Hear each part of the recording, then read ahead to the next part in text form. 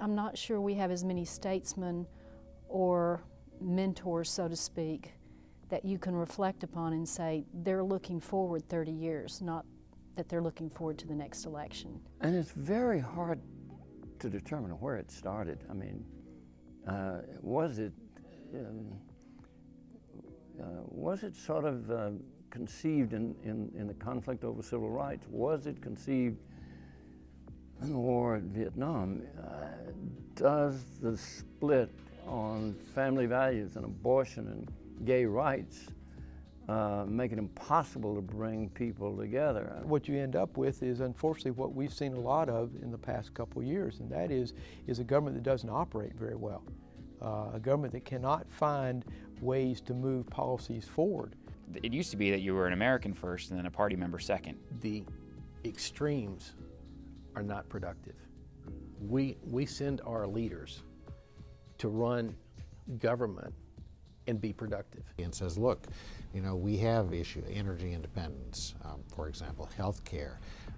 There's the largest possible range of values about how you settle that, but guys, we gotta find something in the middle and begin doing it. What are the things that can bring us back together? What are some big picture ideas that we can float that might make a difference for us here in Tennessee and perhaps even beyond to restore a sense of civility, a sense of trust in governance? Let this be an opportunity for the state of Tennessee to take the lead. You've just heard from some political leaders in our state talking about what's wrong with politics these days.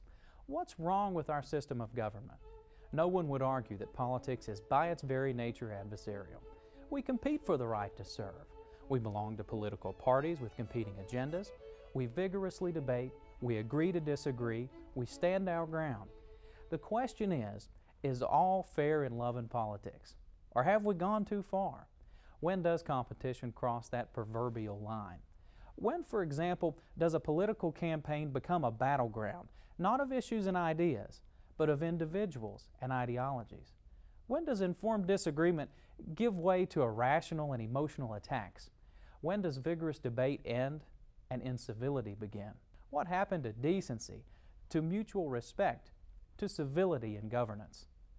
The fact is, we have a lot to say on the subject of civility and governance because we all recognize that something's wrong. But what are we going to do to change the political climate? We face some of the biggest challenges in the history of this country. We know that. And we know, too, that if we're going to find workable solutions to address these challenges, we first have to find ways to work together. That's why in January 2008, we brought leaders together from across the state. Leaders in government, business, academia, nonprofits, and the media. We formed a task force. And yes, we talked a lot about civility and governance. And you'll hear more of what our task force members had to say on that subject. But more important, we committed ourselves to doing something, to creating real-world solutions to improve the level of civility in politics and government. It's our mission to create a model of civility in this state that we hope ultimately can be a model for the nation.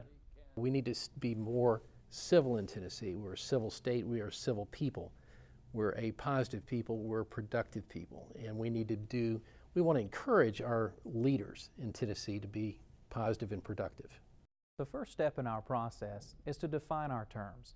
Our team members noted that a significant obstacle to creating a more civil atmosphere was the lack of understanding of what civility means. So let's return to our leaders for their perspectives on what civility means. Well, I know that Webster says that it's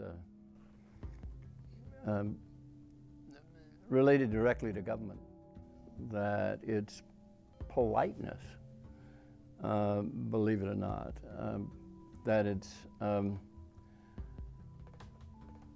is having a culture that extends respect one to another. It can be something as simple as an act of kindness. It can be something as large as governing with a steady hand. But I think it's important to also realize that you can disagree with individuals without being disagreeable. Do it in a way that demonstrates your respect for their perspective and hopefully to try to find some middle ground.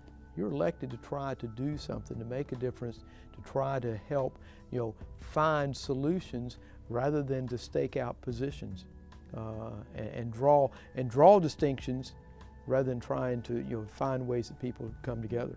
It's about let's debate.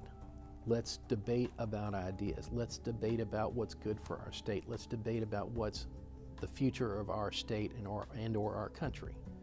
But let's do it in a civil way. It's not a personal way. I think you can be avidly partisan, you can feel very deeply about some particular issues and still treat the other person with civility, treat their ideas with civility. The idea is to form and forge principled compromise that can actually work.